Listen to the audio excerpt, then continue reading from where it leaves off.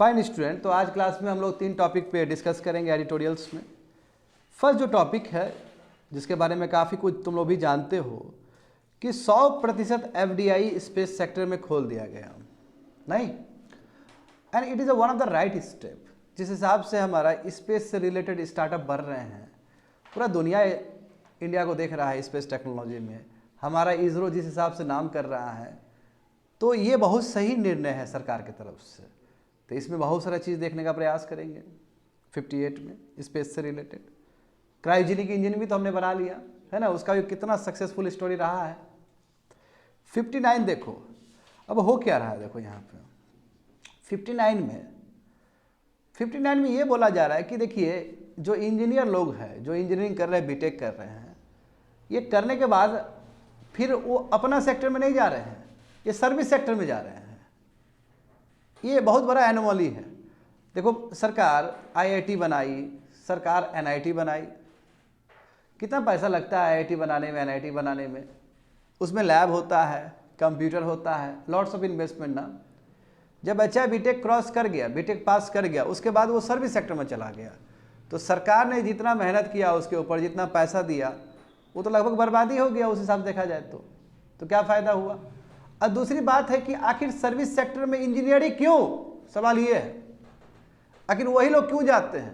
क्योंकि वो लोग बेटर होते हैं, वो लोग मैनेजमेंट में बेटर होते हैं, बहुत तेज़ी से वो एडॉप्ट कर सकते हैं।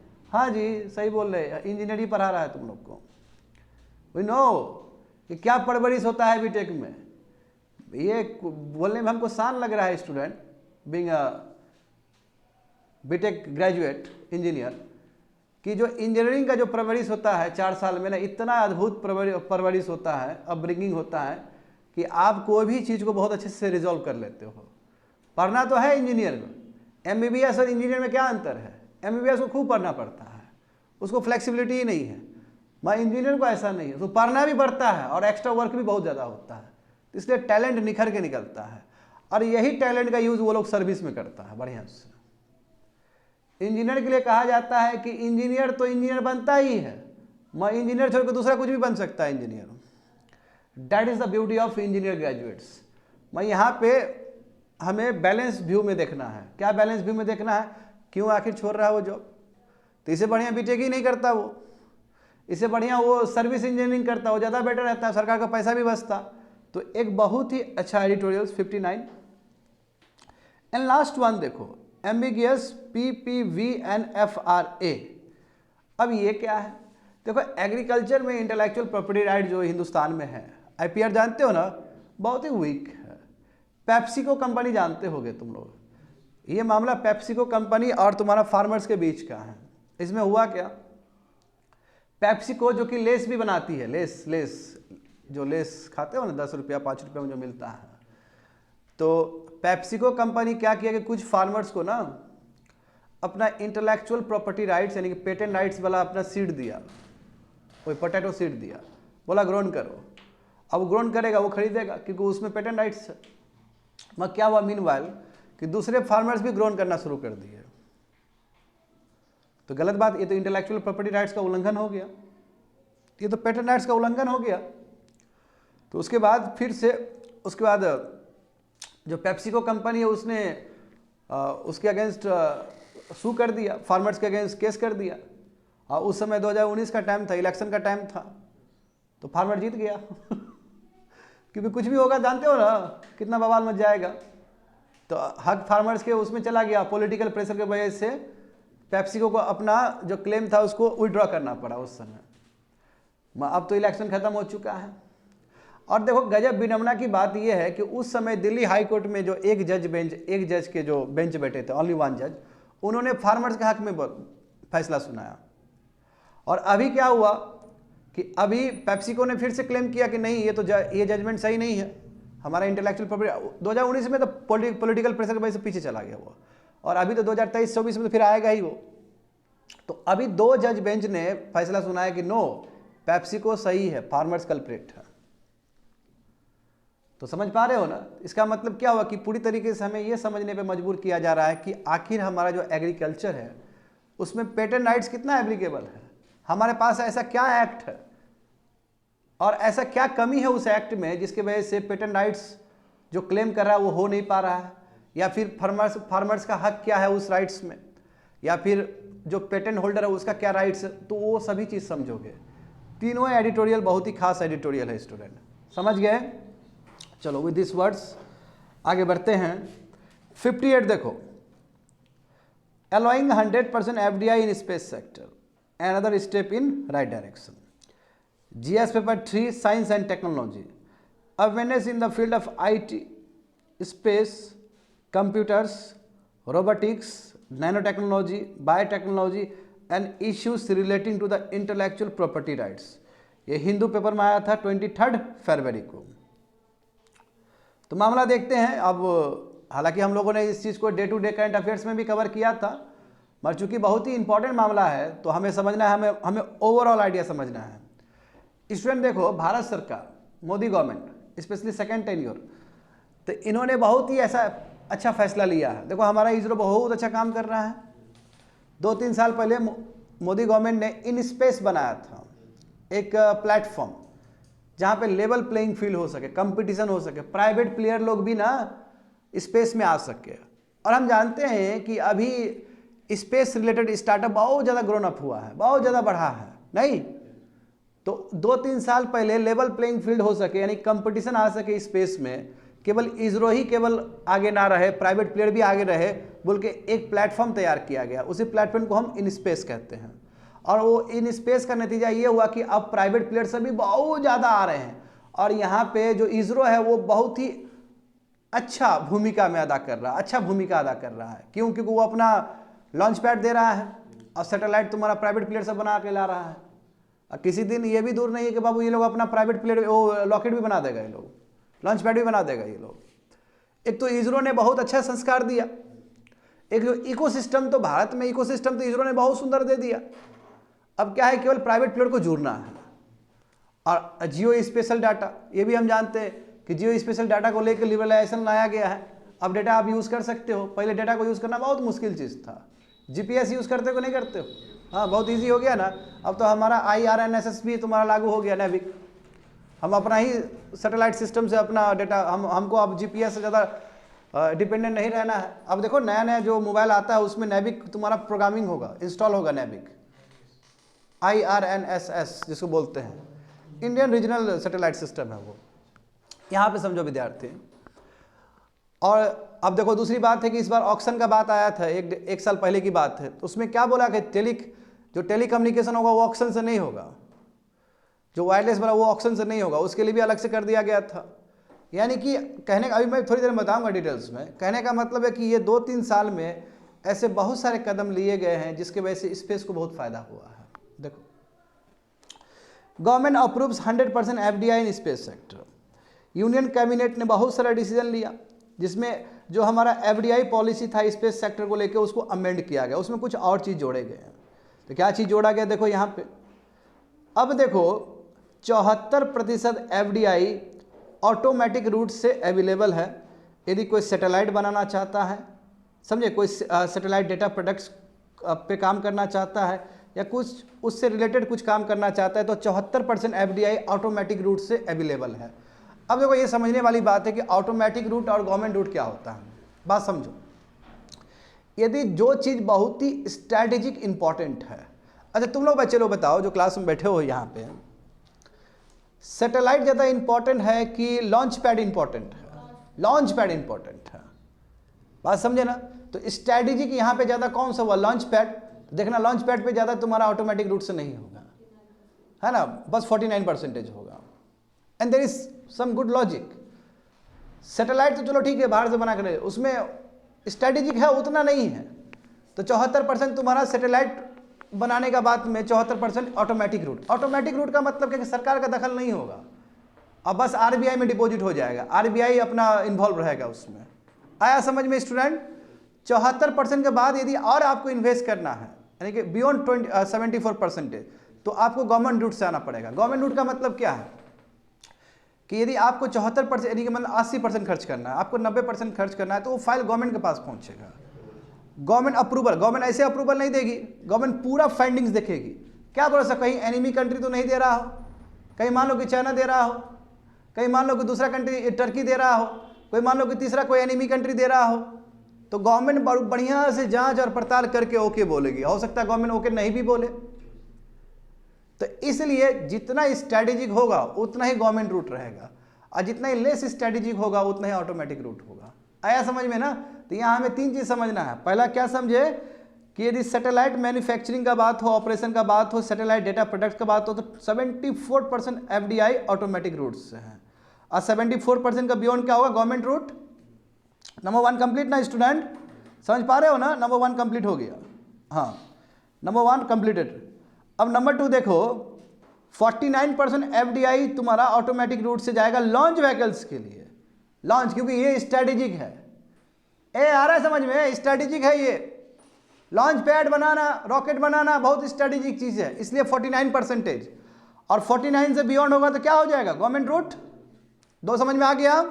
अब तीसरा देखो, 100% ऑटोमेटिक रूट कर दिया गया यदि सैटेलाइट का कोई कंपोनेंट्स बनाना है तो उसके लिए 100%। तो देख लो बहुत अच्छे तरीके से अमेंडमेंट किया गया ना, और स्पेस जो सेक्टर है उसको और लिबरलाइज कर दिया गया ताकि और एफडीआई अट्रैक्ट हो। ये कदम सही है कि नहीं है?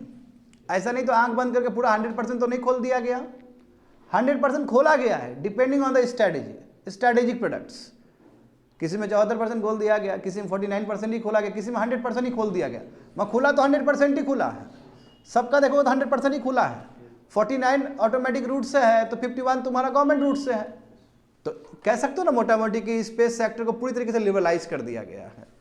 अब बोलोगे ऐसा क्या बात है? अरे भाई इंडिया का ऐसे भी स्पेस सेक्टर बहुत ह्यूज अक्लेम है। जैसे हमारा फिनेंशियल जो इंफ्रास्ट्रक्चर है ना, कितना डिजिटल इंफ्रास्ट्रक्चर बहुत फेमस है ना वर्ल्ड में। यूपीआई कितना फेमस है, तो स्पेस भी बहुत फेमस है हमारा। अभी सही टाइम है स्पेस पे बिजनेस करने का। अब देखो, तुम खुद देखो कि जितना वर्ल्ड का जो स्पेस का इकोनॉमी है, कितना इकोनॉमी है, वही 700-800 बिलियन डॉलर का होगा। उसमें इंडिया बस 2% कंट्रीब्यूट करता है, ओनली 2% कंट्रीब्यूट करता है, जो कि इंडिया अपने हिसाब से तो बहुत आगे है। तो जब तक हम एफडीआई वाला रास्ता नहीं खोलेंगे तब तक हमारा इकोनॉमी भी कैसे बढ़ेगा, क्योंकि वर्ल्ड तो पूरा कनेक्टेड है एक दूसरे से। और जहां तक सवाल है इंडिया, तो इंडिया जैसा बेस्ट तो इंडिया सबसे बेस्ट कंट्री है। सिंपल भाषा में बोला जाए तो बेस्ट कंट्री है रॉकेट को लॉन्च करने में, बहुत सस्ता में कर दे। जो एलन मस्क करेगा ना बाबू, उसका तो 1/4 तो 1/5 में हम कर लेंगे। इसलिए कई बार एलन मस्क को बोलना पड़ता है ये चीज़ कि इंडिया गजब है यार, हमको इतना लगता है ये तो बहुत सस्ता में कर लेता है। हाँ, सस्ता में हम काम कर लेते हैं, ये खासियत है हमारा। तो क्यों नहीं बाहर के कंट्री का ध्यान होगा। और ऐसे बाहर के कंट्री का भी तो हम लॉन्च कर रहे हैं यहाँ पे, फ्रांस का करते हैं लॉन्च यहाँ पे। तो ये सही निर्णय है। अभी आगे देखो, तो और भी 2020 के बाद भी और भी बहुत सारे रिफॉर्म्स लाया गया इसमें, है ना। ये तो अभी जस्ट हाल फिलहाल का रिफॉर्म्स बता दिया एफडीआई 100% एफडीआई स्पेस सेक्टर में। तो ये जो देखोगे 3-4 साल से बहुत सारे रिफॉर्म्स आए हैं। जैसे देखो space sector to private company, अभी देखो प्राइवेट कंपनी को भी मौका दिया जा रहा है आने के लिए, पार्टिसिपेट करने के लिए।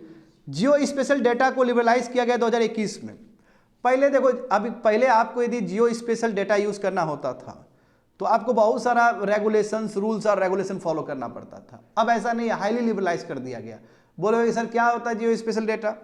तो जियो स्पेशल डेटा आपका स्टैटिक भी हो सकता है और आपका डायनेमिक भी हो सकता है। स्टैटिक का मतलब जैसे वॉल्केनो से रिलेटेड है, जैसे अर्थक्वेक से रिलेटेड है, तो वहाँ का आपको इन्फॉर्मेशन चाहिए तो पहले आपको बहुत सारा रूल्स और रेगुलेशन फॉलो करना पड़ता था, समझे। ये तो हो गया स्टैटिक। डायनेमिक क्या है? जो चीज़ मूविंग है।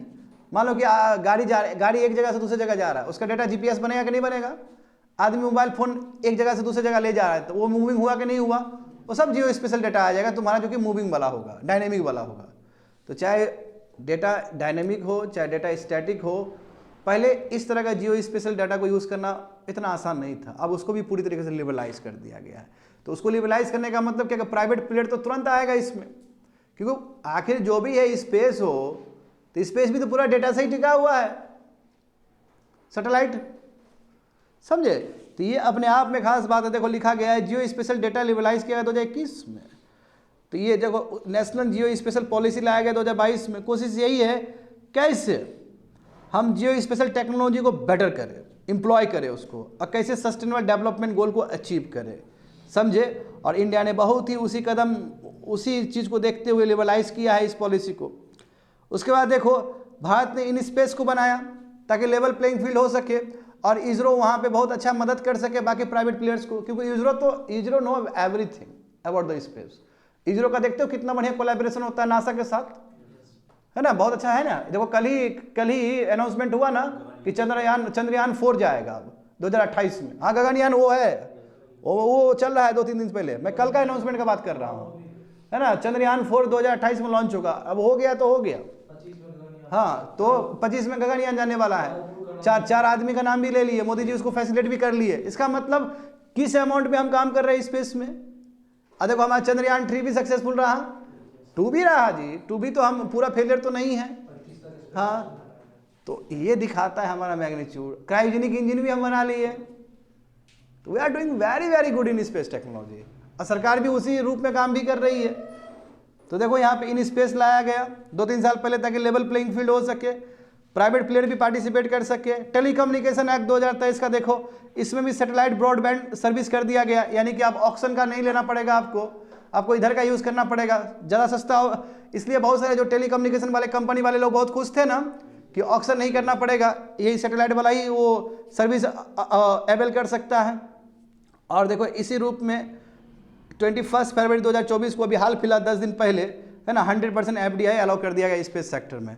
तो हम कह सकते हैं कि सरकार ये 3-4 साल में बहुत ही ज़्यादा अच्छा कर रही है स्पेस के लिए। समझ गए स्टूडेंट। आगे देखो, तो जियो स्पेशल डाटा से क्या समझते हो, मैंने बता दिया ना। या तो डायनेमिक हो सकता है, नीचे देखो डेटा जैसे हो गया तुम्हारा, या तो स्टैटिक हो सकता है या फिर डायनेमिक हो सकता है। स्टैटिक देखो अर्थक्वेक से रिलेटेड आपको चाहिए, एग्रीकल्चर वेजिटेशन से रिलेटेड चाहिए आपको, है ना, तो आपको वहाँ वो डेटा मिल जाएगा जियो स्पेशल डेटा। यदि आपको डायनेमिक चाहिए तो पर्सन जो वर्क कर रहा है, क्योंकि वो तो आप सीधा तो है नहीं, एक जगह से दूसरी जगह जा रहा है, या कोई ट्रैवल कर रहा है, कोई गाड़ी ट्रैवल कर रहा है, उसका डेटा आ जाएगा। डेटा जितना आएगा उतना बेटर आप कर पाओगे, ठीक है। That is called Jio special data. इसको भी पूरी तरीके से लिबरलाइज कर दिया गया। पहले जियो स्पेशल डेटा को यूज़ करने में बहुत सारा क्यूमरसम प्रोसेस था, ये जाओ परमिशन लो, फिर सरकार देखेगी क्यों डेटा यूज़ कर रहे हो सकता है बीच में ही तुमको मना कर दे, तो फिर प्राइवेट प्लेयर कैसे आएगा। तो इसको पूरी तरीके से लिबरलाइज कर दिया गया स्टूडेंट, समझे ना, पूरी तरीके से इसको लिबरलाइज कर दिया गया है। आगे देखो, तो why did the government liberalise, आखिर गवर्नमेंट ने FDI पॉलिसी को क्यों इतना लिबरलाइज किया है। There is some reason. Reason क्या है कि एक तो रीजन देखो इसरो का इतना बड़ा दबदबा, दूसरी बात है कि पूरा दुनिया इंडिया को देखता है स्पेस में। जब यहाँ पे चंद्रयान 3 लॉन्च होता है तो दुनिया का हर न्यूज़ बैक चला जाता है स्टूडेंट। साउथ अफ्रीका में फर्स्ट पेज पे छपता है कि भारत ने सक्सेसफुली लॉन्च कर लिया। वहाँ पे UK में BBC में न्यूज़ चलता है, BBC चलो इंडिया का छोड़ो, मैं वहाँ का बात कर रहा हूँ, पूरा दुनिया में देखा। स्पेस चीज़ ही ऐसा है कि स्पेस का मतलब पूरा वर्ल्ड का ना बात आ जाएगा फिर। एंड इंडिया इसमें बहुत अच्छा काम किया, बताओ कितना कम वक्त में हमारे इसरो ने किया है। और दूसरी बात है स्टार्टअप, देखो हमारा स्टार्टअप भी स्पेस में बहुत तगड़ा हो रहा है। अब इतना एक तगड़ा है कि देखो गूगल ने भी सपोर्ट कर दिया पिक्सल को। पिक्सल जान रहे हो ना, स्टार्टअप हमारा इंडिया का जो स्टार्टअप है पिक्सल, उसको गूगल ने भी सपोर्ट कर दिया। तो ये अपने बहुत बड़ी बात है। गूगल कहाँ कम, अल्फ़ाबेट है ना कंपनी, यूएस कंपनी, उसको सपोर्ट कर दिया। इंडिया वाला जो कंपनी स्टार्टअप पिक्सल को सपोर्ट कर दिया। नए नए इन्वेस्टमेंट आएंगे, ऐड होंगे, ग्लोबल वैल्यू चेन सिस्टम में भारत का कंपनी भी जुड़ेगा, है ना, हमारा दबदबा और बढ़ेगा। इन्वेस्टर कॉन्फिडेंस, इससे मैन्युफैक्चरिंग होगा। आखिर मैन्युफैक्चरिंग इकोसिस्टम हम डेवलप करना चाह रहे हैं, हम सैटेलाइट कंपोनेंट्स बनाना चाह रहे हैं, हम लॉन्च पैड बनाना चाह रहे हैं। इससे इंडिया एक बहुत अच्छा इकोसिस्टम डेवलप्ड होगा इंडिया का, समझे, हमें बहुत फायदा होगा इससे। और सरकार को यहाँ पे जो रेगुलेशन है बहुत ही क्लियर रखना चाहिए, रेड टैपिजन नहीं करना चाहिए। यानी कि फाइल, ये नहीं कि कोई आया FDI या कोई चीज़ काम करना चाह रहा है तो रेड टैपिज्म कर दे। रेड टैपिज्म मतलब फाइल इधर से उधर जा रहा है, काम ही नहीं हो रहा है, ये सब चीज़ नहीं होना चाहिए, करप्शन नहीं होना चाहिए। और फॉरेन मार्केट को बढ़िया से हमारे इंडियन कंपनी एसेस कर सके, क्योंकि ऐसा बहुत सारा कंपोनेंट होगा जो इंडिया में प्रेजेंट नहीं होगा, हमें बाहर से मंगवाना होगा। और जितना हम बेटर कर पाएंगे उतना हम ग्लोबल वैल्यू चेन सिस्टम में जुड़ पाएंगे। तो इंडिया का बहुत ज़्यादा ही क्रेडिबिलिटी है स्पेस में, और इस तरह जो निर्णय है इससे और हमारा क्रेडिबिलिटी स्ट्रांग होगा, बाहर का FDI आएगा और बेटर हम बनते चले जाएंगे। समझ गए ना, ये आपका एसेंस है इस एडिटोरियल्स का। आगे देखो student 59, graduates are primary studying the service sector, how do you justify. ऐसा क्या बात है कि खाली ग्रेजुएट्स लोग, स्पेशली इंजीनियरिंग ग्रेजुएट सब खाली सर्विस सेक्टर में ही क्यों जा रहे हैं, इसके पीछे लॉजिक क्या है। GS paper 3 economic development, Indian economy and issues relating to planning, mobilisation of resources, growth, development and employment. ये हिंदू पेपर में आया था 28 फरवरी को। तो देखो मामला क्या है, थोड़ा स्टैटिक्स देख लो विद्यार्थी, और मैं कहूँगा कि जितने ही बच्चे इस क्लास में बैठे हो तो डेटा का बात आया थोड़ा डेटा लिखते रहना, समझे। तो यहाँ पे देखो थोड़ा, यदि हम अपना बात करें, हमारा इकोनॉमी ग्रोइंग इकोनॉमी है ना, डेवलपिंग कंट्री और ग्रो कर रहा है, जैसे वियतनाम ग्रो कर रहा है, हम भी बहुत अच्छे से ग्रो कर रहे हैं। तो देखो अभी हमारा जो इकोनॉमी यानी कि हमारे जीडीपी में सर्विस सेक्टर का सबसे बड़ा योगदान है, सही बात है ना। 53% इंडिया का ग्रॉस वैल्यू जो जीबीए है, जीबीए जानते हो, जीबीए में थोड़ा सा ऐड माइनस करोगे तो जीडीपी आ जाता है, उसको जीडीपी के रूप में ही देख के मान के चलो कि जीबीए ग्रॉस वैल्यू एडेड में 53% तुम्हारा किसका रोल है, सर्विस का रोल है। स्टूडेंट किसका है, सर्विस का रोल है। अभी मैं सर्विस सेक्टर के बारे में तुम लोगों को भी डिटेल्स में बताऊंगा। तो हम तो ये जानते हैं पहले से ही कि सर्विस सेक्टर ज़्यादा कंट्रीब्यूट करता है। एग्रीकल्चर कितना कंट्रीब्यूट कर रहा है बताओ जरा, हाँ कितना % कंट्रीब्यूट कर रहा है, हाँ 15 के आसपास होगा। मैन्युफैक्चरिंग भी 15 है, बात समझे ना, अब तुमको समझ में आ जाएगा। और उसके बाद जो बचेगा तुम्हारा सर्विस सेक्टर, तो वही लगभग 55% या 53% जीबीए में सर्विस सेक्टर अपना योगदान देता है। और 28% विद्यार्थी, 28% क्या है तुम्हारा, इंडस्ट्री सेक्टर है। अब इंडस्ट्री सेक्टर का मतलब क्या होता है, इंडस्ट्री सेक्टर का मतलब बहुत कुछ होता है स्टूडेंट। इंडस्ट्री सेक्टर में दो जो सबसे बड़ा कंपोनेंट है, एक मैन्युफैक्चरिंग है और एक तुम्हारा कंस्ट्रक्शन है। लिखो, उसको अच्छे से लिखना पड़ेगा वहाँ पे। क्या है, एक तुम्हारा इंडस्ट्री में मैन्युफैक्चरिंग है, मैन्युफैक्चरिंग वही 15 से 16% लिखो। और अभी से नहीं, 1991 से 15 से 16%। अब दूसरा जो है वो कंस्ट्रक्शन सेक्टर है, हाँ 7 से 8% है, 7 to 8% लिखो। अभी बताऊंगा, वो थोड़ा यूटिलिटीज है, उसका कोई माइंड नहीं है, वो थोड़ा हल्का छोटा सा है, क्योंकि इंडस्ट्री सेक्टर के अंदर बहुत सारे आते हैं। जो दो प्रोमिनेंट है उसका मैंने एग्जांपल दिया है, समझे ना। एक मैन्युफैक्चरिंग है और एक कंस्ट्रक्शन है। देखो मैन्युफैक्चरिंग तो लगभग 3 साल से स्टैग्नेंट है, एक कंस्ट्रक्शन ही है, वही कंस्ट्रक्शन रियल इस्टेट ही है, जिसमें थोड़ा सा लेबर एब्जॉर्ब होता है उसमें। अब जहाँ तक सवाल है, अभी देखो हाल फिलहाल में लेबर फोर्स पीरियोडिक सर्वे आया था ना स्टूडेंट, और भी बहुत सारे डेटा आए थे, उसमें जान के हैरान हो जाओगे कि मैन्युफैक्चरिंग में जो वर्क फोर्स है वो घटा है। वेरी वेरी डिफरेंट ना, पहले 12.2% था, हाँ इफ आई रिमेंबर करेक्टली, हाँ पहले 12.2% था वर्क फोर्स, वो घट के 11.6 हो गया है।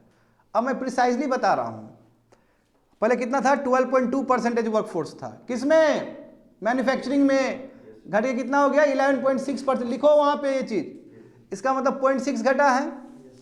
कोई सर कौन सा बड़ा बात हो गया, 0.6 घटना कोई घटना होता है? तो बाबू एक तो मैन्युफैक्चरिंग ग्रोथ भी नहीं कर रहा है और उसमें घट भी रहा है, तो बहुत बड़ा बात हो गया वो। और कहोगे कि सर बढ़ कहाँ रहा है, तो बढ़ एग्रीकल्चर में रहा है। एग्रीकल्चर में बढ़ने का मतलब क्या है, कोई जॉब अच्छा नहीं है एग्रीकल्चर में। एग्रीकल्चर में जानते हो ना 43 से 46% हो गया, वो भी लिख लो, एग्रीकल्चर सेक्टर में 43 से 46% है। अब महिलाओं का भी जो जॉब बढ़ा था, तो जानते हो कि एग्रीकल्चर में ज़्यादा बढ़ा था, हाँ बात समझे, हाँ चलो, तो ये समझते जाना इस चीज़ को। अब यहाँ पे देखो student, as far as employment is concern, 31% employment is generated in the service sector. जहाँ तक एम्प्लॉयमेंट क्रिएशन का बात है, तो 31% एम्प्लॉयमेंट क्रिएट होता है तुम्हारा। अभी तो बताए कंट्रीब्यूशन ऊपर, जीबीए कंट्रीब्यूशन था ना, वो कंट्रीब्यूशन है। तो जीबीए सर्विस सेक्टर कितना कंट्रीब्यूट करता है जीबीए में, 53%। इंडस्ट्री सेक्टर कितना कंट्रीब्यूट करता है, 28%। उसमें मैन्युफैक्चरिंग कितना कर रहा है, 15 से 16%। कंस्ट्रक्शन कितना कर रहा है, 7 से 8%। समझ गए ना। जबकि चाइना देखो, मुझे याद आ रहा है, चाइना देखो, तुमको पता है चाइना कितना % कंट्रीब्यूट करता है, 15 से लेकर 20% कंट्रीब्यूट करता है उसका कंस्ट्रक्शन का, इतना ज़्यादा है वहाँ पे, हाँ। और रियल इस्टेट बहुत ऊपर है उसका, समझे। तो अब लिखना है तो लिख लो, कोई दिक्कत नहीं है, मगर थोड़ा कंपेरिजन कर रहे हैं।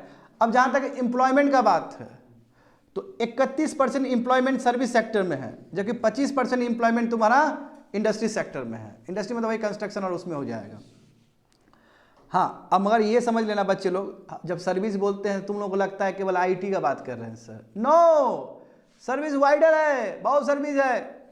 वही बोल रहा है कि केवल जो ग्रोथ हो रहा है केवल आईटी सर्विस का बात नहीं है, सर्विस और भी बहुत ज़्यादा है। जैसे एग्जांपल देखो, retail, telecom, consulting, hospitality, banking, health care, ये सब सर्विस सेक्टर का हिस्सा है। तो सर्विस सेक्टर में बहुत सारे सेक्टर्स होते हैं, केवल आईटी सेक्टर नहीं। मानते हैं आईटी सेक्टर गजब ग्रोथ है, अभी सब पूरा डोमिनेट कर लेता है। सर्विस बोलते हैं तो दिमाग में खाली आईटी ही जाता है, क्योंकि सबसे ज़्यादा डोमिनेंस है वो। मैं एट द सेम टाइम आपको ये भी पता होना चाहिए कि और भी सर्विस सेक्टर है जिसमें बहुत बेटर। नर्सिंग क्या है? सर्विस सेक्टर है। हेल्थ केयर क्या है? सर्विस सेक्टर है। ये भी ग्रोथ किया है। तो जो ग्रेजुएट्स है केवल जो ही नहीं कि आईटी में ही जा रहे हैं, इस सब सेक्टर में भी जा रहे हैं, बैंकिंग सब में भी जा रहे हैं। Moreover for each of this sector India is also, देखो इंडिया तो और बेस्ट है, इंटायर वर्ल्ड को एक तरह से सर्विस दे रहा है। एग्जाम्पल देखो, ग्लोबल बिजनेस सर्विस में भी इंडिया आगे है। बात समझ पा रहे हो ना? तो ये सर्विस में भी और भी बहुत सारा सर्विस आता है सर्विस सेक्टर के अंदर। तो सब जितने भी इंजीनियरिंग ग्रेजुएट्स हैं सब यहीं पे चले आएंगे। तो आगे देखो, engineering graduates are studying the service sector. देख रहे हो ना, यदि सर्विस सेक्टर कोई चला रहा है, उसका नैया आगे पार कर रहा है, तो वो इंजीनियरिंग ग्रेजुएट्स वही लोग कर रहा है। देखो आगे देखो, यहाँ पे जो मैसिव सर्विस सेक्टर को आगे बढ़ा रहा है तो वो इंजीनियरिंग स्ट्रीम का ग्रेजुएट्स लोग सब हैं। एक इंडस्ट्री का रिपोर्ट आया था स्टूडेंट, तो उसमें क्या बोला जा रहा है, देखो 80% of engineering graduates end up in non technical job which is unrelated to the field of education. जो पढ़ा अपने कॉलेज में 4 साल तक या 6 साल तक, एमटेक वाला भी होता है स्टूडेंट, है ना। यदि जो 4 साल तक पढ़ा हो, जो 6 साल तक पढ़ा हो, इतना ज़्यादा पढ़ाई किया हो, और उसमें 80% लोग ऐसा है जो ऐसा जगह काम कर रहा है, इस फील्ड में काम कर रहा है जिसका कोई एजुकेशन से कोई लेना देना नहीं है, जो पढ़ा है वो। सही बात है। तो उसका देखो, अब जो बेचारा लोग क्या नहीं किया था, लैब में किया। हम लोग भी बोलते हैं ना कितना बड़ा चीज VLSI किया होगा, माइक्रो प्रोसेसर किया होगा, क्या नहीं है बाबू। हर सेमेस्टर में ही बहुत कुछ है वहाँ पे इंजीनियरिंग ग्रेजुएट्स में करने के लिए। बाद में क्या हुआ? सब जीरो, क्योंकि वो स्किल काम ही नहीं आया। बाद में सर्विस में बैंक में मैनेजर बन के बैठा हुआ है, IAS बन के बैठा हुआ है, टीचर बन के बैठा हुआ है। तो टीचर इज ए सर्विस आ रहा है समझ में। तो देखो 80% जो इंजीनियरिंग ग्रेजुएट्स है वो नॉन टेक्निकल जॉब में जा रहे हैं, बताओ, जिसमें उसका कोई एजुकेशन जो 4 साल 6 साल लिया वो कोई काम नहीं है। समझ गए ना, नंबर 1। और देखोगे तो नॉन टेक्निकल सेक्टर जैसे बैंकिंग, नीचे देखोगे banking, insurance, hospitality, health care, retail, ये सब में जा रहा है, बताओ। और भी बढ़ा है स्टूडेंट, अभी तो और भी है, कस्टमर सर्विस, सेल्स, है ना, customer service, sales, back end operators, logistics, supply chain management, इसमें भी शामिल हो रहे हैं इंजीनियरिंग ग्रेजुएट्स सब। ये स्किल तो नहीं सिखाया गया था ये था ही नहीं ये स्किल इंजीनियरिंग ग्रेजुएट्स का। ये सर्विस में जाके अपना योगदान दे रहे हैं और सर्विस सेक्टर को चला रहे हैं, यही लोग चला रहे हैं। देखो तो स्टैटिस्टिक्स के हिसाब से देखोगे तो ये भी बहुत खराब चीज़ है। 100 बच्चा पढ़ा, उसमें 57 ही जो ग्रेजुएट्स है इंजीनियरिंग ग्रेजुएट्स जो सच में एम्प्लॉयबल है, जिसको जॉब मिल सकता है, ओनली एम्प्लॉयबल जिसको जॉब मिलता है। ICT के हिसाब से less than 60% of available engineering seats have unroll, यानी कि 60% से कम तुम्हारा जो इंजीनियरिंग सीट्स है उसमें दाखिला होता है। कहने का मतलब क्या है? कहने का मतलब ये है स्टूडेंट कि एक तो 57%, आप बढ़िया समझो, 57% जो इंजीनियरिंग ग्रेजुएट से जो एम्प्लॉयबल है, जो जॉब के लायक है, और उसमें 57% में जो जॉब का लायक है उसमें से 80% लोग सर्विस सेक्टर में जा रहे हैं। अब देखो भारत सरकार NIT बनाई, भारत सरकार ने IIT बनाया, सही बात है, क्योंकि NIT और IIT तो बहुत सरकार का खर्च होता है। मैं वो प्राइवेट कॉलेज का बात नहीं कर रहा हूँ, क्योंकि प्राइवेट कॉलेज में बहुत पैसा लगता है, वो आदमी खुद अपने पैसे से पढ़ रहा है, स्टूडेंट बहुत पैसा खर्च करता है। आपको IIT खड़गपुर मिला, IIT मुंबई मिला, उसमें कितना सरकार का पैसा जा रहा है, टैक्स पेयर का मनी जा रहा है। आप लैब में क्या दुनिया भर का चीज़ सीख रहे हो, आफ्टर ग्रेजुएट आप सर्विस सेक्टर में जा रहे हो, तो इतना सरकार ने जो आपके लिए लैब खोल दिया, कंप्यूटर खोल दिया, दुनिया भर का फैसिलिटी दिया, उसका कोई यूज़ नहीं हुआ। तो क्या ये इंजीनियरिंग ग्रेजुएट का गलती है या फिर इकोसिस्टम का गलती है? तो इकोसिस्टम का भी गलती है। कैसे ये गलती है? देखो मैं एक बहुत रियल एग्जांपल दे सकता हूं तुम लोग को। हमारा जो तुमको टीचर अभी पढ़ा रहा है, हमारा ब्रांच था इंस्ट्रूमेंटेशन का। बीटेक में क्या ब्रांच था? इंस्ट्रूमेंटेशन का। मत तुम बताओ हमारा इंडिया में मैन्युफैक्चरिंग कितना आगे बढ़ा है? बहुत पीछे चल रहा है। तो इंस्ट्रूमेंटेशन वाला जॉब ही नहीं है। अब इंस्ट्रूमेंटेशन वाला इंजीनियर को TCS ले जा रहा है। TCS क्या चीज से रिलेटेड है? कंप्यूटर से रिलेटेड है। तो हम जो स्किल सीखे 4 साल, वो स्किल का कोई काम ही नहीं है। प्रॉब्लम क्या है, प्रॉब्लम इकोसिस्टम का भी है ना। यदि मान लो कि यहीं पे मैन्युफैक्चरिंग बहुत आगे बढ़ जाता तो इंस्ट्रूमेंटेशन इंजीनियर का बहुत ज़्यादा जरूरत होता और उसको जॉब भी मिल जाता बढ़िया से, और ना ही TCS में जाना पड़ता, ना ही कोई IT सेक्टर में जाना पड़ता।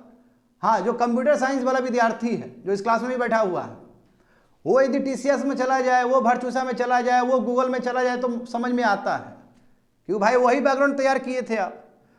मैं जो एक EC किया, इलेक्ट्रॉनिक एंड कम्युनिकेशन किया, एक सिविल इंजीनियरिंग, बताओ सिविल इंजीनियर लोग TCS में जा रहा है, अनबिलीवेबल बात ना। मैकेनिकल इंजीनियर लोग TCS में जा रहा है, मैकेनिकल इंजीनियर का TCS में तो कोई काम नहीं था। ये क्यों हुआ? क्योंकि यहाँ पे IT सेक्टर बहुत ग्रोथ कर गया, मैन्युफैक्चरिंग ग्रोथ ही नहीं किया, क्या करे। और जो हायर है जो कंपनी वाला, उसको तो चाहिए इंजीनियर, क्योंकि इंजीनियर भले वो तुम्हारा सिविल का हो, भले मैकेनिकल का हो, संस्कार तो सीखा है ना पढ़ने वाला, वो तुरंत अडॉप्ट कर लेगा इस चीज़ को भी, इसलिए उसको ले जाएगा। तो यहाँ इकोसिस्टम का भी गड़बड़ी है। और प्लस दूसरी बात है कि आदमी में हिम्मत भी नहीं है ग्रेजुएट वाले लोग का। ग्रेजुएट वाला लोग सोचता है कि कहीं जॉब मिलता है ले लेते हैं। वो लोग में एक तो टेक्निकल अवेयरनेस उतना नहीं है जितना होना चाहिए। हाँ, अवेयरनेस ना, जब इतना आप समृद्ध हो गए हो तो कुछ स्टार्टअप करो ना, एंटरप्रेन्योरशिप की तरफ जाओ, तो उसमें भी रिस्क, इंडियन को रिस्क लेने का आदत ही नहीं है। बहुत कम ही लोग होते हैं जो स्टार्टअप कर रहे हैं। स्टार्टअप करने वाला आदमी का भी कोई इज्जत तो है नहीं इंडिया में जितना इज्जत होना चाहिए। हाँ, जब बहुत फेमस हो जाएगा, बहुत पैसा कमा लेगा, तो फिर असली गौरव बनेगा वो सब, है ना। उसका आएगा, तुम्हारा टीवी में आएगा फोटो, तब बोलेगा हमारा बेटा भी काश ऐसा होता। मैं वो तो आपने सब प्रोसेस दिया ही नहीं था उसको। तो कमी है हमारे सोचने में। बताओ, तुम लोग को जान के हैरानी होगा कि हम लोग का जब, इंडियन लोग का जब फेलियर होता है ना, तो वो रोना शुरू कर देता है। ये फेल कर गए स्टार्टअप में, रोना धोना शुरू। फॉरेन कंट्री में पता है, स्टार्टअप में फेल किया ना तो फेलियर पार्टी दिया जाता है। वाह, स्टार्टअप किए तो फेल करके पार्टी है, आज आ जाओ, मैं बहुत कुछ सीखे, आ जाओ आ जाओ, पार्टी होगा, केक कटिंग होगा। अप्रोच में चेंजेस है। वो आज अपने फेल पे खुशी मना रहा है, अगला दिन वो नेक्स्ट टाइम वो अपना पास भी करेगा। ये ना अप्रोच होना चाहिए। इसलिए देखो बाहर यूनाइटेड स्टेट्स में देखो कितना स्टार्टअप है, वो इतना स्टार्टअप पूरा वर्ल्ड में छा गया। Twitter, alphabet, Microsoft, chat GPT, तो इंडिया से तो एक भी नहीं गया ना। एक पेटीएम था वो भी बर्बाद हो गया, बाइजू वो भी बर्बाद हो गया। समझ पा रहे हो ना। तो ये सोचने का भी तरीका है, इसलिए हम पीछे हो गए। देखो यहाँ पे, why are the engineering graduates preferred in this jobs even though their education streams are different. तो सबसे बड़ा सवाल है कि सर्विस सेक्टर में आखिर इंजीनियरिंग ग्रेजुएट से क्यों, उसी को क्यों प्रिफर किया जाता है ऐसे जॉब में, जबकि उसका स्ट्रीम तो अलग था, उसका एजुकेशन तो अलग था। तो यहाँ पे देखो, क्योंकि उसका एडेप्टेबिलिटी स्ट्रांग है, प्रॉब्लम सॉल्विंग माइंडसेट है, समझे, वो प्रॉब्लम जल्दी समझ सकता है, क्रिटिकल थिंकिंग है, प्रॉब्लम सॉल्विंग है, क्रिएटिविटी है, इनोवेशन है, एम्बिग्यूटी हो तो उसको बहुत अच्छे से डील कर सकता है, एडेप्टिबिलिटी है, फ्लेक्सिबिलिटी है। ये जो इंडियन ग्रेजुएट के पास होता है, यही सबसे अनोखा चीज होता है। इसलिए सर्विस सेक्टर में जाकर वहां भी भौकाल मचाएगा ये, समझे, क्योंकि they can adopt the situation in a better way. और इसलिए इन लोगों को प्रीफर किया जाता है। देखना ना, दो विद्यार्थी हो, कोई इंजीनियरिंग ग्रेजुएट को तुरंत ले लेगा, तुरंत ले लेता है। BCA के लिए बाबू उतना जॉब नहीं आता है जितना इंजीनियरिंग ग्रेजुएट्स के लिए आता है। देखना, किसी भी कंपनी में देख, किसी भी बड़ा बड़ा कॉलेज में देख लेना तुम लोग। तो ये भी एक रीजन है। देखो, analytical prowess, problem solving abilities, structure thinking, ये सब के वजह से इन लोग को लिया जाता है। और जबकि जो ट्रेडिशनल मेथड से BA कर रहा है, उसका बोलता है कि इसका दिमाग कुछ नहीं है, ये फालतू का है, हटाओ इसको। अब बेचारे लोग देखो, ग्रेजुएशन के बाद इन लोगों को तो कुछ मिलता भी नहीं है। नहीं, BA करने वाला कहाँ नौकरी मिलता है, फिर वो कंपटीशन का तैयारी करेगा। अब तो स्थिति ऐसा भी है कि इंजीनियर वाला लोग भी कर रहा है, अमा यही लोग सबसे बड़ा कॉम्पिटिटर भी है। फिर अब इंजीनियर का इन्वॉल्वमेंट की वजह से हर कंपटीशन टाइट हो गया। मानते हो ना इस बात को? छोटा सा छोटा एग्जाम आज कड़क हो गया है, कॉम्पिटेटिव हो गया है, just because of the involvement of engineer. वो जाएगा आराम से पास कर लेगा, अगला वाला पास ही नहीं कर पाएगा, हो गया कटअप बढ़ गया ऊपर। तुम हर साल UPSC का तुम देख लो, एनालिसिस कर लो, ज़्यादा इंजीनियरिंग ग्रेजुएट्स ही IAS पास कर रहे हैं, सिविल सर्विस पास कर रहे हैं। बोलने में अच्छा लग रहा है, मैं बात समझो, क्या रीजन है? संस्कार।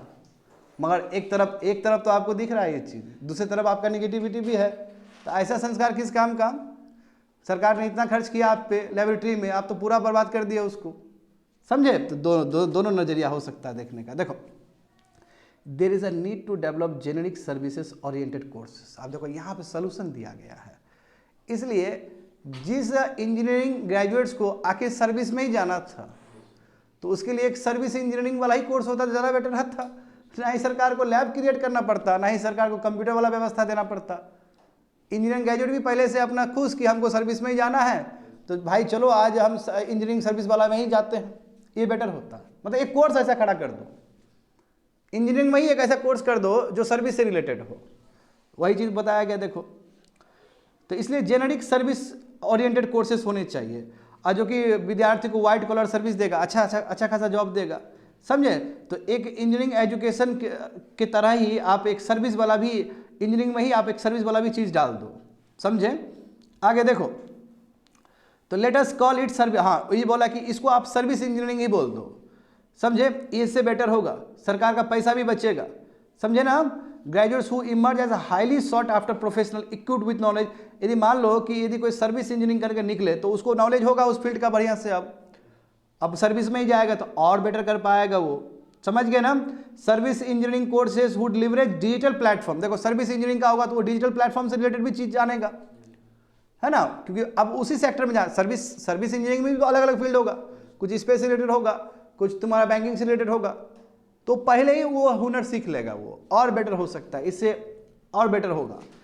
तो देखो, democratization of education not only fosters inclusivity but also unleashes the potential of aspiring professional from diverse background to contribute to India's burgeoning service driven economy.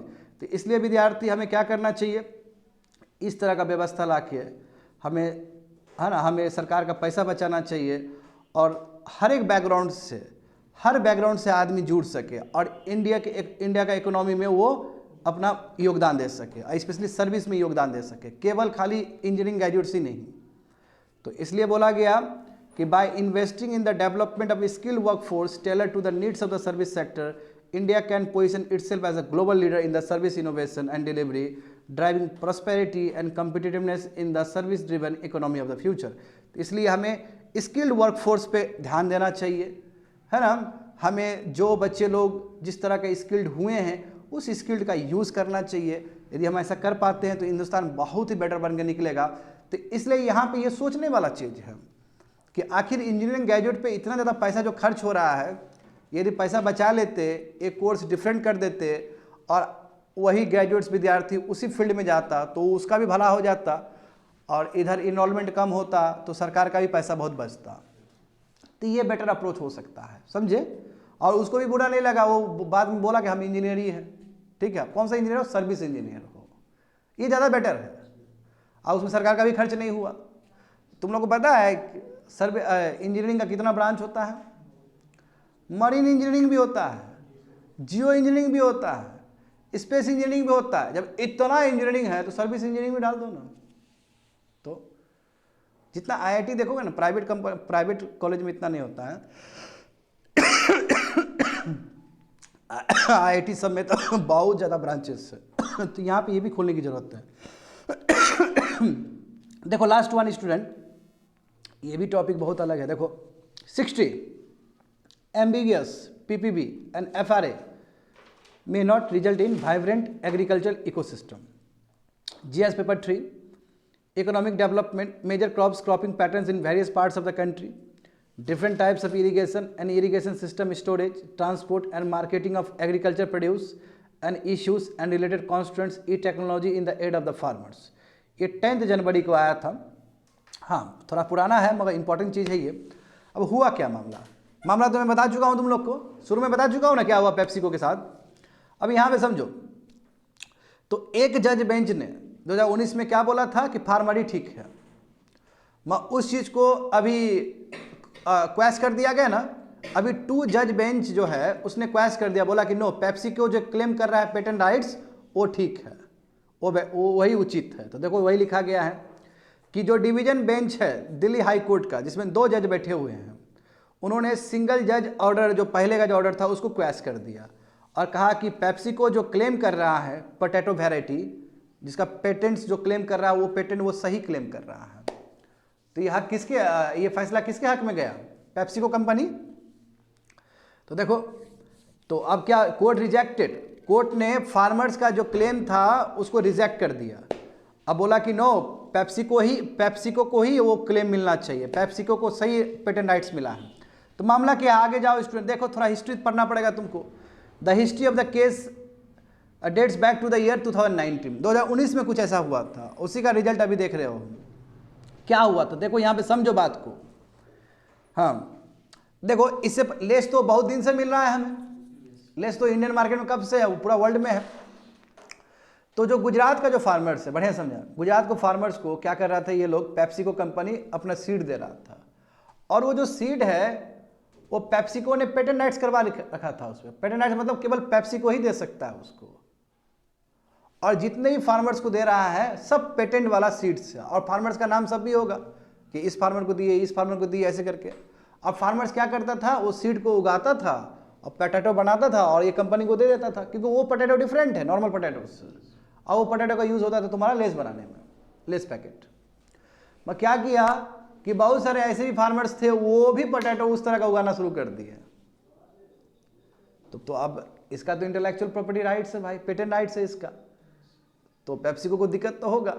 तो पेप्सिको ने उसको उसके अगेंस्ट सू कर दिया, मतलब केस कर दिया कि ये फार्मर सब कैसे उगा सकता है, हम तो ये फार्मर्स को दिए थे, तो हमारा तो पेटेंट राइट्स है उस पे, सीड्स पे, ये कैसे उगा रहा है, समझे। देखो वही चीज़ लिखा गया है। 2019 में पेप्सिको ने सूट किया बहुत ही इंडियन फार्मर्स को, क्योंकि वो लोग भी FL 2027 पोटैटो वेराइटी को ग्रोन कर रहा था, समझे ना।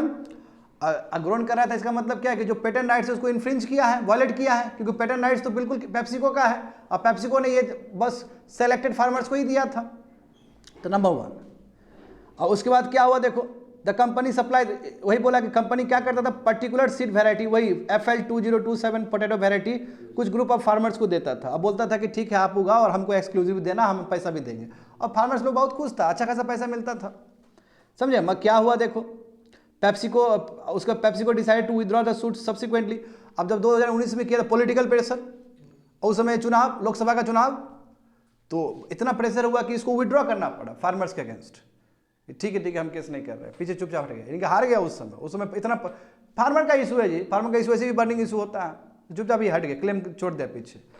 मैं अभी देखो यहाँ पे, तो protection of plants variety and farmers right authority, वही फुल फॉर्म समझ लेना, protection of plant varieties and farmer right authority. Authority मतलब एक अथॉरिटी समझ रहे हो ना, एजेंसी है ये। तो उसके बाद देखो, जो पेप्सिको को जो मिला था पोटैटो वेराइटी का जो इंटेलेक्चुअल प्रॉपर्टी राइट्स, उसको इस संस्था ने बोला कि अब इसका इंटेलेक्चुअल प्रॉपर्टी राइट नहीं हटा दिया 2021 में। तो अब तो भाई मिर्ची लगेगा इसको, पेप्सिको को, क्योंकि पेप्सिको ने कितना पैसा खर्च किया होगा पेटेंट राइट्स के लिए। तो अब पेप्सिको क्या बोलेगा इस अथॉरिटी के अगेंस्ट और उस फार्मर के अगेंस्ट, क्या केस करेगा ना, अथॉरिटी मतलब वही फार्मर्स के अगेंस्ट ही, कि भाई हमारा पेटेंट राइट्स कैसे खत्म कर दिया, और कैसे हमारा पेटेंट राइट्स वाला सीड दूसरा फार्मर्स उगा रहा था। तो सवाल पूछेगा, देखो वो गया, तो पेप्सिको तुम्हारा हाई कोर्ट गया, दिल्ली हाई कोर्ट गया जुलाई 2023 में, और अब क्या फैसला आया वो भी जान ही रहे हो। तो अब जो फैसला आया 2 जज बेंच का, वही डिवीजन बेंच का, बहुत सारा डिवीजन होता है ना जी हाई कोर्ट सब में, तो वही डिवीजन बेंच जिसमें 2 जज बैठे हुए थे, उन्होंने फैसला दिया कि नो, पेप्सिको जो क्लेम कर रहा है वो सही क्लेम है। और उस समय 2019 में जो फार्मर्स के हक में फैसला सुनाया गया था एक जज बेंच के द्वारा, वो गलत फैसला था, पेप्सिको को ही मिलना चाहिए, समझे। क्यों, कोर्ट है ना, कोर्ट तो सेंटिमेंट्स नहीं देखता है, कोर्ट तो जेन्युइनिटी देखता है, जेन्युइननेस देखता है।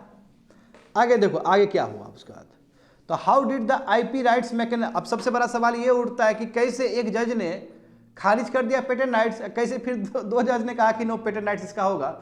इसका मतलब हमारा लॉ में कुछ सीरियस लूपहोल्स हैं, कहीं तो प्रॉब्लम है। तो थोड़ा देखते हैं कि कैसे हमारे इंडियन एग्रीकल्चर में किस तरह हमारा इंटेलेक्चुअल प्रॉपर्टी राइट्स काम करता है। समझो, एग्रीकल्चर जो भारत में शुरू से देखो तो कभी भी इंटेलेक्चुअल प्रॉपर्टी राइट्स का हिस्सा रहा ही नहीं है। ये भी एक कारण है कि हमारा एग्रीकल्चर उतना फ्लरिश नहीं कर पाया।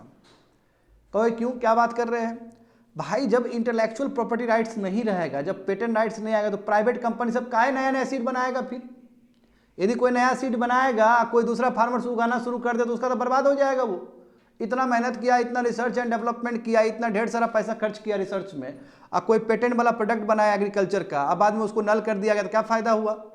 तो हमारा जो शुरू से एग्रीकल्चर जो रहा है वो इंटेलेक्चुअल प्रॉपर्टी राइट से वो दूर रहा है, बाहर रहा है।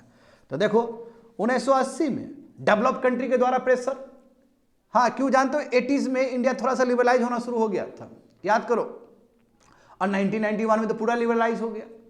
जब लिबरलाइज हो गया तो दुनिया खुलने गया है जी, बहुत सारा सामान बाहर से भी आएगा। तो उस समय इन लोग का जो बाहर का कंपनी, इन लोग को तो इंटेलेक्चुअल प्रॉपर्टी राइट देना पड़ेगा, आपको नहीं दोगे तो फिर काम नहीं चलेगा। अब देखो क्या बात समझ पा रहे हो ना, एक इवेंट लो, दुनिया का एक इवेंट लो, उसमें प्रेशर में हमें बहुत कुछ साइन करना पड़ता है। तो 1980 में देखो, उसके बाद इंडिया बहुत प्रेशर में आया डेवलप कंट्री के द्वारा कि आप गैट साइन किए कि नहीं किए। फिर WTO, गैट यानी कि WTO से पहले का जो संस्था था उसको गैट बोलते हैं। फिर WTO भी साइन किया हमने, WTO साइन किया, इसका मतलब इंटेलेक्चुअल प्रॉपर्टी राइट्स अभी मानना पड़ेगा। ट्रिप्स है कि नहीं है वहाँ का mechanism, amber box, blue box है कि नहीं कॉन्सेप्ट, तो सबको फॉलो करना पड़ेगा। तो आप देखो प्रेशर से तो हमने कर लिया, हमने प्रेशर से साइन किया, तो हमको अब इंडियन लॉ बनाना पड़ेगा यहाँ पे। जब हम WTO को साइन किए हैं, डेवलप कंट्री का प्रेशर है, तो यहाँ पे हमें इंटेलेक्चुअल प्रॉपर्टी राइट्स बनाना पड़ेगा एग्रीकल्चर से रिलेटेड। अब यहाँ पे देखो खास बात क्या है, इंडिया का पेटेंट्स एक्ट में सुनना, ये बहुत ही चौंकाने वाला चीज़ है। भारत का जो पेटेंट एक्ट है अपना, जो पार्लियामेंट ने पास किया, उसमें ये लिखा गया है कि यदि कोई भी बायोलॉजिकल प्रोसेस से कोई भी सीड या प्लांट हो, कोई भी प्लांट और सीड का जन्म हो, ग्रोन हो बायोलॉजिकल प्रोसेस, तो वो कभी पेटेंट नहीं हो सकता हिंदुस्तान में। बड़ी बात है ना। इसका मतलब आप जो क्रिएटिविटी खत्म कर रहे हो, यानी कि हाइब्रिडाइजेशन, यदि मैं दूसरे भाषा में कहूँ तो हाइब्रिडाइजेशन से कोई भी स्पीसीज का निर्माण हुआ एग्रीकल्चर फील्ड में, वही सीड या क्रॉप का, तो वो कभी भी उसको पेटेंटेड प्रोडक्ट नहीं कहला सकते हो, उसको पेटेंट प्रोडक्ट बोल ही नहीं सकते हो। हाइब्रिडाइजेशन क्या होता है स्टूडेंट? हाइब्रिडाइजेशन का मतलब क्या है कि इंटरब्रीडिंग करना, सेम स्पीसीज में इंटरब्रीडिंग करना। जैसे ब्रिंजल का देखते हो ना, बहुत सारा ऐसा होता है। कैबेज देखते हो, पहले और था अभी और है, वो सेम स्पीसीज में इंटरब्रीडिंग करना, वो हाइब्रिडाइजेशन होता है। मैं जेनेटिकली मॉडिफाइड क्रॉप्स का बात नहीं कर रहा हूँ, वो तो कुछ और है, वो तो दूसरे स्पीसीज में आप इंटरब्रीडिंग कर रहे हो। जेनेटिकली मॉडिफाइड क्रॉप्स में क्या होता है, STBT कॉटन, तो उसमें तो आप बुलवर्म सब को खत्म करने के लिए आप दूसरा स्पीसीज यूज कर रहे हो। इसमें जैसे मान लो कि कैबेज है, कैबेज समझ रहे हो ना, बंधा गोभी है, तो बंधा गोभी का दूसरा वेराइटी क्रिएट करना है, तो एक बंधा गोभी दूसरा बंधा गोभी के बीच में इंटरब्रीडिंग हो रहा है, उसको हाइब्रिडाइजेशन कहते हैं। सेम स्पीसीज के बीच में इंटरब्रीडिंग हो रहा है। जेनेटिकली मॉडिफाइड क्रॉप्स का तो जीन ही बदल रहे हो, और अब जो जीन ला रहे हो तो तुम एनिमल का जीन प्लांट में यूज कर रहे हो, माइक्रो ऑर्गेनिज्म का जीन तुम एनिमल में यूज कर रहे हो, तो जेनेटिकली मॉडिफाइड होता है। तो तुम पूछोगे हमसे कि चलो ठीक है, हम मानते हैं कि हाइब्रिडाइजेशन पेटेंट राइट्स के अंदर नहीं आ सकता, क्या जेनेटिकली मॉडिफाइड क्रॉप्स आ सकता है? ये सवाल होना चाहिए तुम लोग का। तो यहाँ पे भी कंफ्यूजन है। बहुत सारा ऐसा जजमेंट हुआ है जिसमें जेनेटिकली मॉडिफाइड क्रॉप्स को पेटेंट बताया है। अब बहुत सारे इंडिया में ऐसा भी जजमेंट हुआ है जहाँ पे जेनेटिकली मॉडिफाइड क्रॉप्स को पेटेंट नहीं बताया है। तो यहाँ पे भी मतभेद है। आया समझ में? हाइब्रिडाइजेशन को किसी तरीके से नहीं मिल सकता है, ये हमारा पेटेंट राइट्स है, पेटेंट एक्ट्स है। आ रहा है समझ में? देखो अब देखो यहाँ पे देखो, अब वैरायटी नेम जो FL2027 था उसको FCS भी कहते हैं, FC5 भी कहते हैं, जो कि रजिस्टर हुआ था 2016 में, यानी कि 2016 में इसको इंटेलेक्चुअल प्रॉपर्टी राइट्स मिल गया था। समझ गए? अब आगे देखो तो थोड़ा हम देख लेते हैं PPV और FRA अभी कैसा है हिंदुस्तान। इसी का फुल फॉर्म क्या है student? Protection of plant varieties and farmer right act. अब देखो कितना, इस एक्ट को ही पढ़ोगे ना तुमको बहुत कुछ समझ में आएगा।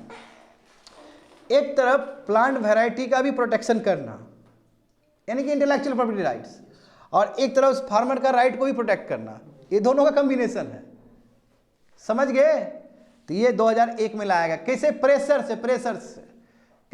से, क्योंकि हम WTO का मेंबर बन गए ना, तो हमको नेशनल लेजिस्लेशन लाना पड़ेगा ना पार्लियामेंट से, तो हम 2001 में ये लेकर आए। अब देखो, एक तो तुमको एक्ट से ही पता चल रहा होगा कि इसमें बैलेंस करने का प्रयास किया जाएगा। अब इसमें ऐसा क्लॉज है कि अच्छा जज भी इसमें चौंक जाएगा और उसका दिमाग चकरा जाएगा। अब बोलो क्या ऐसा है, तो मैं तुमको कॉन्ट्राडिक्टरी क्लॉसेस बताना चाहूँगा। देखो सेक्शन 64 नीचे देखो बच्चा लोग, सेक्शन 64 इस एक्ट का जो है 2001 वाला एक्ट का, उसमें बोलता है कि पेटेंट होल्डर को पूरा राइट्स है, यानी कि पेप्सिको को राइट है, यही हुआ इसका मतलब। पेप्सिको इस एपिसोड में पेप्सिको को राइट है। मत थोड़ा नीचे देखना, फिर सेक्शन 39(1) क्लॉज 4 है।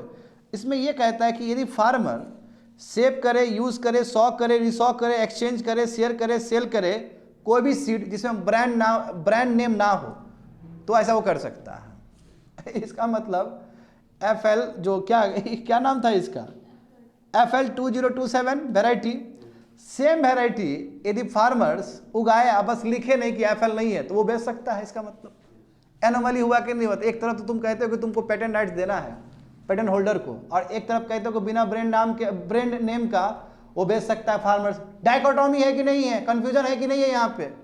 और दूसरी बात देखो, दूसरी बात और कंफ्यूजन है इसमें सेक्शन 42 में। इसमें क्या बोला गया कि यदि फार्मर ने मान लो कि सच में ही वही ब्रांड उगा दिया और वो फार्मर इग्नोरेंस है, तो उसको प्रोसिक्यूट नहीं किया जाएगा, उसको जेल में पकड़ा नहीं जाएगा। जैसे मान लो कि 4-5 फार्मर्स को लगा ना आरोप पेप्सिको के द्वारा, और फार्मर्स गया जेल में या कोर्ट में, और फार्मर्स को बोला कि क्या जी, तो फार्मर्स बोलते हम तो नहीं पता था, हम तो नहीं जानते थे। अच्छा ठीक है, नहीं जानता था, जाओ जाओ ठीक है, क्योंकि सेक्शन 42 ऐसा दिया गया है। तो एक तरफ एक सेक्शन आपका 64 है, इस एक्ट को पेटेंट होल्डर को भी राइट दे रहा है, एक तरफ बोला कि यदि फार्मर इग्नोरेंस से उगा रहा है, उसको कुछ पता ही नहीं है, तो आप उसको प्रोसिक्यूट नहीं कर सकते हो। डाइकोटॉमी है। अब बताओ जज कैसे इंटरप्रेट करे इस चीज को, समझ पा रहे हो ना ये चीज। तो पहले तो आप क्लियरिटी लाना पड़ेगा आपको इस लॉ में, या तो इस तरफ कर दो, उस तरफ कर दो। इसका मतलब क्या हुआ कि भारत ने 2001 में जो लॉ लाया, वो समझ रहे हो ना, उसको नाम के लिए खुश करने के लिए उसको लाया। अभी फार्मर को ही प्रोटेक्शन मिल रहा है, ठीक से देखोगे तो। आगे देखो लास्ट वन, तो मैनी थिंग्स आर अनक्लियर। इसलिए क्रिटिक्स जो सही क्रिटिक्स बोल रहे हैं कि बहुत सारा चीज़ अनक्लियर है। अभी तो एक चीज़ तुमको पता चल ही गया है कितना अनक्लियर है। कुछ सेक्शन में पेटेंट होल्डर को प्रोटेक्शन दिया जा रहा है, कुछ में तुम्हारा फार्मर्स को दिया जा रहा है। हाँ, और दूसरी बात देखो, नंबर 2 देखो, नंबर 1 में वही बोला गया जो बोले हैं। नंबर 2 देखो कि प्राइवेट सेक्टर का 65 से लेकर 70% तक कंट्रोल है सीड प्रोडक्शन में भारत में। अब इन लोग को तुम पेटेंट राइट्स नहीं दोगे तो ये मात्रा बढ़ पाएगा, ये लोग तो और डिस्करेज हो जाएंगे, प्राइवेट प्लेयर और पीछे चले जाएंगे, बोलेंगे हम इतना रिसर्च किए, तो और पीछे चले जाएंगे ना। जब 65 से 70% सीड प्रोडक्शन जो हिंदुस्तान में है उसका प्राइवेट प्लेयर वो करता है, कंट्रोल करता है, तो जाहिर सी बात है प्राइवेट प्लेयर के लिए पेटेंट वाला चीज चाहिए, मजबूत चाहिए, उसका रेगुलेशन भी चाहिए, नंबर 1। दूसरी बात है कि गवर्नमेंट ने अपना रिसर्च लेबोरेटरी बनाया, यूनिवर्सिटी बनाया, और गवर्नमेंट जो कर रही है वो क्रॉप्स पे ध्यान दे रही है, जो राइस क्रॉप सब उस पर वो लोग भी शोध करते हैं, गवर्नमेंट एजेंसी सब भी है ना। हमारा बहुत सारा गवर्नमेंट पूसा उसा है कि नहीं है, बहुत शोध करती है उस पर। मैं जहाँ तक सवाल है हॉर्टिकल्चर क्रॉप्स का, फ्रूट्स का, वेजिटेबल फ्रूट्स पे, तो यहाँ पे प्राइवेट प्लेयर का जो दखल है बहुत इंपॉर्टेंट है, क्योंकि ये बिकता है, बहुत महंगा चीज़ है, और यदि आप उसको पेटेंट नहीं दोगे तो क्यों आगे आएगा वो। दूसरी बात है कि कोल्ड स्टोरेज सिस्टम इंडिया में बहुत वीक है, फॉरवर्ड और बैकवर्ड लिंकेज हमेशा हम लोग बात करते हैं। अब तुम प्राइवेट प्लेयर को नहीं दोगे हक पेटेंट राइट्स, तो क्यों आगे आएगा वो। क्या कितना दिन तक सरकार केवल सरकारी लेबोरेटरी बनाएगी जब तक प्राइवेट प्लेयर एग्रीकल्चर में नहीं आया। ऐसे भी हम जानते हैं कि रिसर्च एंड डेवलपमेंट एग्रीकल्चर में कितना पीछे है, और हमारा एग्रीकल्चर अभी भी पूरा पहले जमाना वाला ही एग्रीकल्चर चल रहा है। तो उसके लिए जरूरी है कि इंटेलेक्चुअल प्रॉपर्टी राइट्स का जो रिजीम है उसको स्ट्रांग करना होगा, प्राइवेट प्लेयर को आपको देना पड़ेगा, तभी प्राइवेट प्लेयर लोग आएंगे एग्रीकल्चर में, तभी एग्रीकल्चर का जो चीज़ चेंज होगा बात समझ। But at the same time farmers का एक्सप्लॉयटेशन भी नहीं होना चाहिए। मंसेंटो वाला सुना है ना, मंसेंटो कितना गंदा है वो, एक बार जो सीड देगा उसके बाद नेक्स्ट सीड वो होगा ही नहीं, तो कोई काम का ही नहीं है। एक्सप्लॉयटेशन भी नहीं, फार्मर्स का एक्सप्लॉयटेशन भी नहीं होना चाहिए, at the same time private company का अपना पेटेंट राइट्स भी अपहेल्ड होना चाहिए। You have to balance, that's it, completed.